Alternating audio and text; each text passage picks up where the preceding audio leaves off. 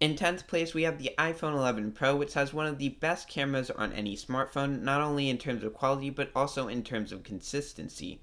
We notice a consistency in color temperature when switching between the regular wide angle and telephoto cameras that we really don't notice on any other flagship. The iPhone 11 Pro also benefits from Apple's own Apple A13 Bionic chipset, which paired with the iOS operating system makes it the fastest smartphone of any on this list and pretty much the most efficient, leading to it having the longest battery life. Well, unless you're talking about a phone that is pretty much an actual battery pack.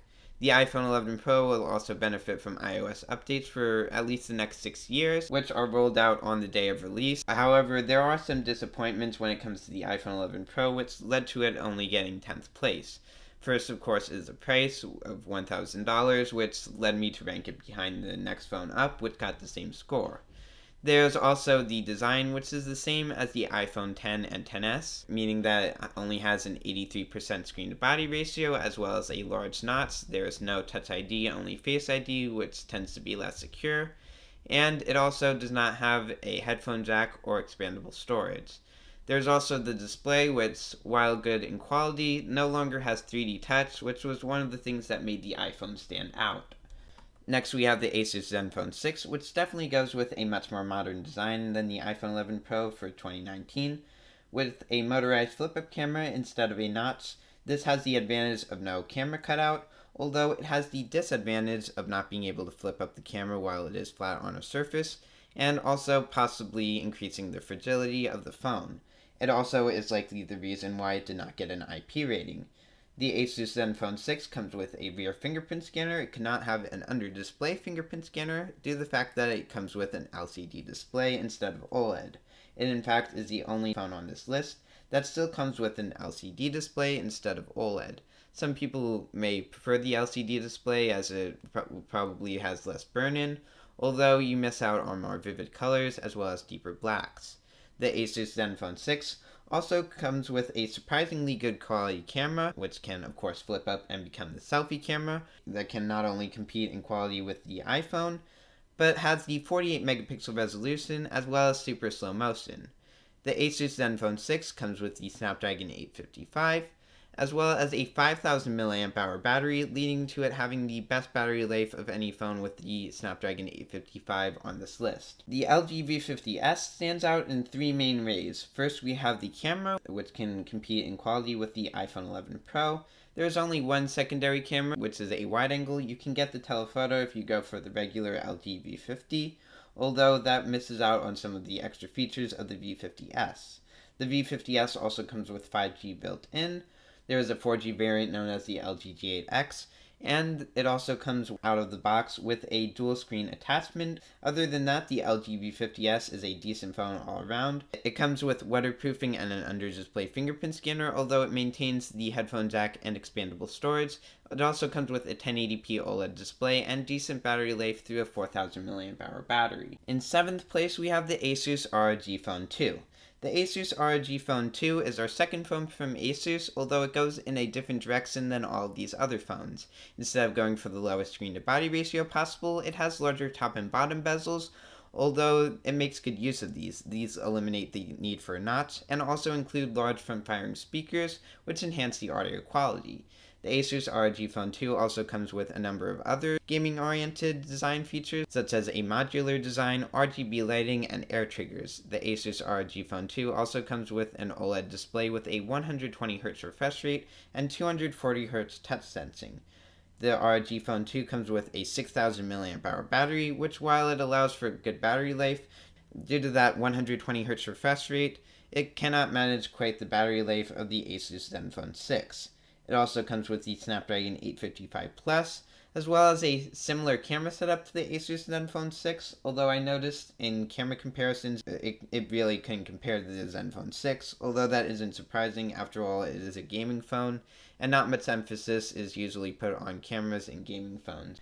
In 6th place, we have the Huawei P30 Pro. It comes with an 89% screen-to-body ratio with a display that curves onto the edges and only a very small notch. It also comes with a 1080p OLED display, and the camera is one of the things where it stands out, with a 40 megapixel main camera a 5 times optical zoom telephoto camera, and a 20 megapixel ultra-wide camera. The Huawei P30 Pro even comes with a fourth camera, which is a 3D time-of-flight camera. The P30 Pro also comes with 720p at 960 frames per second, and can sometimes compete in quality with phones like the iPhone 11 Pro, although it does tend to oversaturate the colors.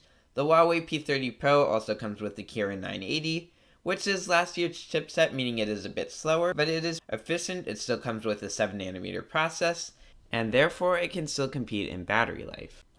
In 5th place is the Xiaomi Mi Note 10 Pro, and I really didn't expect this phone to rank in the top 10, although it really stands out in terms of camera as it has a 108 megapixel main sensor, which is at 9 times the resolution of its standard 12 megapixel one.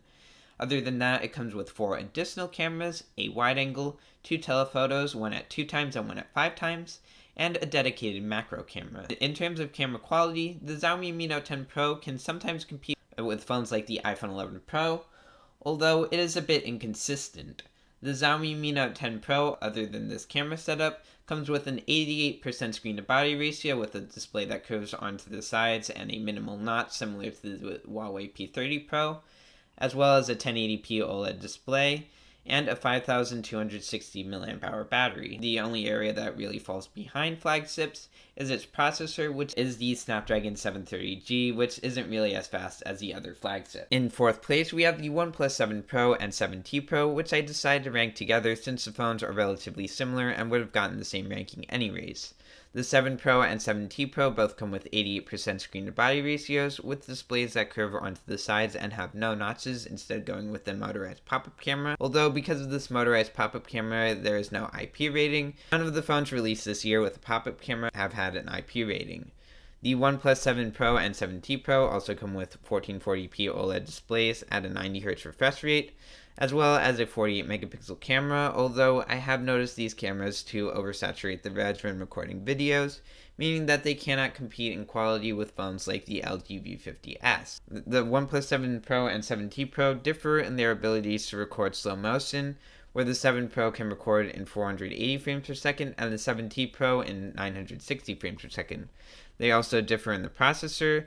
The 7 Pro comes with the Snapdragon 855, and the 7T Pro comes with the Snapdragon 855 Plus, although due to OnePlus's optimization, both of these phones should be faster than the average 855 phone, and maybe even the average 855 Plus phone. The OnePlus 7 Pro also has a 4000 mAh battery compared to 4085 in the OnePlus 7T Pro, although this didn't make a huge difference, and they also both come in 5G variants. In 3rd place is the Samsung Galaxy S10, which again comes with an 88% screen-to-body ratio curved display, although instead of going with a pop-up camera or a conventional notch, the S10 goes with a punch hole in the display. The Samsung Galaxy S10 also comes with a 1440p OLED display, and a 12 megapixel tri-camera setup, unless you get the 5G variant, in which case you get a 4th time-of-flight camera. The Samsung Galaxy S10 has one of the best camera setups on any smartphone, and is maybe only rivaled by the iPhone 11 Pro. Other than that, it comes with 2 different processors depending on where you get it. The global variant has the Exynos 9820, and the US variant has the Snapdragon 855. The variant with the 855 is actually a bit faster this year. In previous years, it has been the Exynos variant, although it just tends to do better in speed tests. And it also comes with great battery life, and of course a 5G variant, as I previously mentioned. In 2nd place, we have the Samsung Galaxy Note 10, which pretty much has the same internals as the Samsung Galaxy S10, although it does have some differences in terms of the design.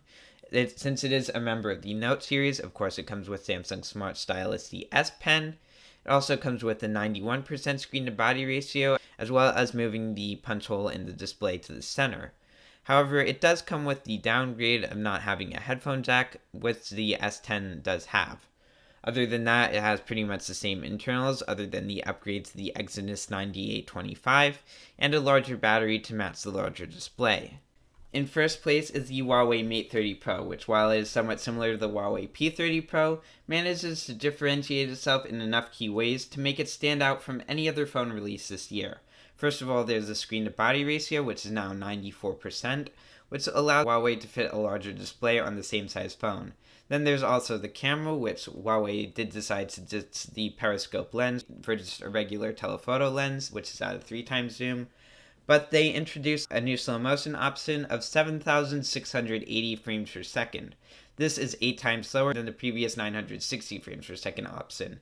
It is at the 720p resolution, but Huawei also updated the phone to now be able to record 960 frames per second in 1080p. The Huawei Mate 30 Pro also comes with the new Kirin 990 chipset, which can nearly match the performance of Apple's A13 Bionic.